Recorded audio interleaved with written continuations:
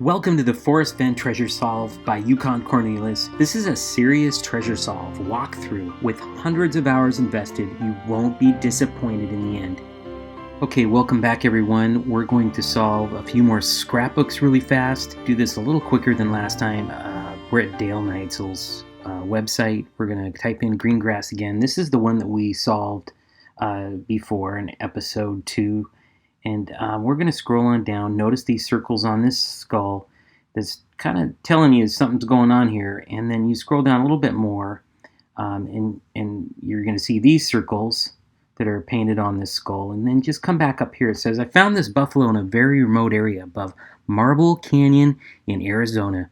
It was the smallest bull in the herd. I kept the skull and gave the meat to a Navajo family. This photo shows an arrogant would-be mountain man bragging about his trophy.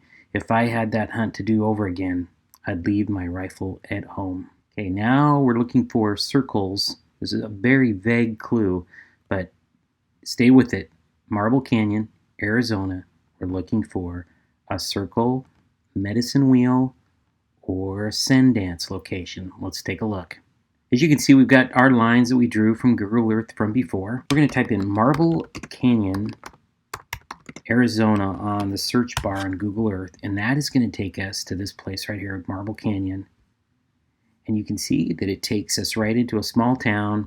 It has an airport, and what we're looking for is a circle of some kind, like a medicine wheel or some kind of Sundance. And you look right over here across the river, and there it is. So we are going to mark this spot. So this scrapbook has a couple of hints in it. There it is, right down there on the right-hand corner. We're really concerned with this 111, 37, 21, okay? So now this is pretty easy here, this one. What we're going to do is just drop a pin so we have it and we can call it. We're going to take the ruler, we're going to mark it. This is kind of fun. You see this 360, this degree marker, we're going to take this just 360 degrees. And if you want to, you could take it all the way to Canada. I'm going to move this to the side here a little bit. Park that right over there. And zoom out. It's a little easier that way. Okay, here we go. And we'll just go, well, we'll go to Canada. How about that? So we're going to go to 360 degrees. That's 359.99. I think that's going to be close enough. We select that. We save it. And we're going to call that Marble Canyon Green Grass. We're going to call that a solve because that is a solve scrapbook now. And if you take a look, you zoom in, we're starting to get lines near this Yellowstone area. This is going to outline what we call a grid. And also you can start to reference now the spice drawer. We're at scrapbook 238, Paul Dyke and me. This is another scrapbook with 2 geographical references, not just one. And we're going to go to this part right here. After Fawn died in childbirth, Paul moved back to Rim Rock in the Verde Valley of Arizona. His ranch house was on Beaver Creek, and when the water was up, a car couldn't cross it, so Paul would come get you in his tractor. Paul's house looked like an aircraft hangar with the ceiling about 40 feet high, I'm guessing, at Rim Rock in the Verde Valley of Arizona. Okay, we're going to type in Rim Rock, Arizona. And he did say Verde Valley. And there is Rim Rock right there. And you'll notice this little airplane right there. And these are hangar homes. Different types of houses where you can fly in, drive up here, had to cross a creek.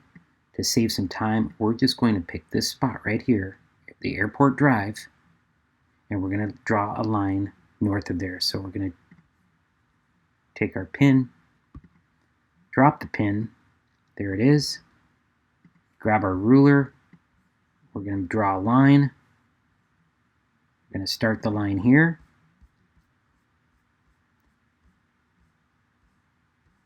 we're going to go clear up to Canada. And there, that's close enough, 360 degrees, and hit save. Now you can see the grid starting to take shape. Okay, I have to admit, this one stumped me for a while. This is scrapbook 185, published in November of 2017. Go on down, Forrest there, and his new little puppy. And he has talked a number of times about the number 45. You'll see that in the book, in the starry sky, you'll see him looking up at 45. And he comes in with this number of 4,500 weeks his senior.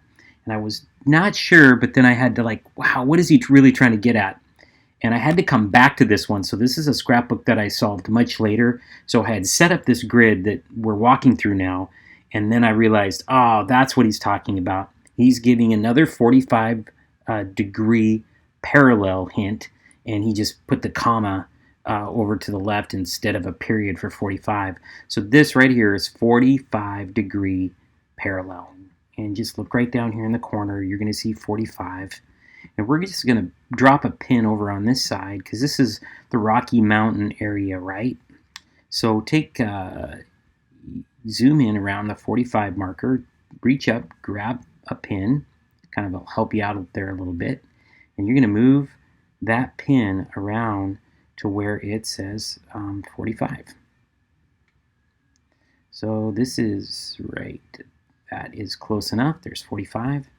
And pick OK.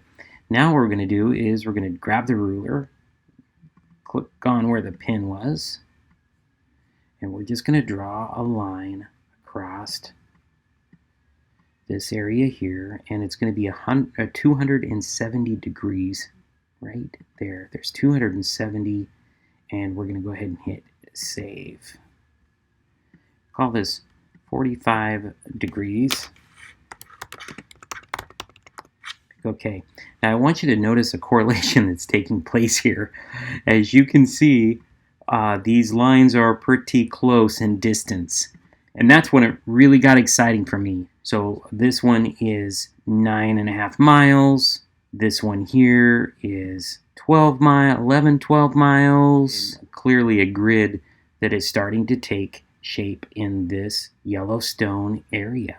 This is in perfect correlation with the spice drawer scrapbook. So go back, take a look at the spice drawer. Okay, it's starting to get really exciting. We've got 5 scrapbooks solved now, and we have the 2 that are coming from the south up to the north, and you can see they're starting to develop a grid. This really narrows down the search area.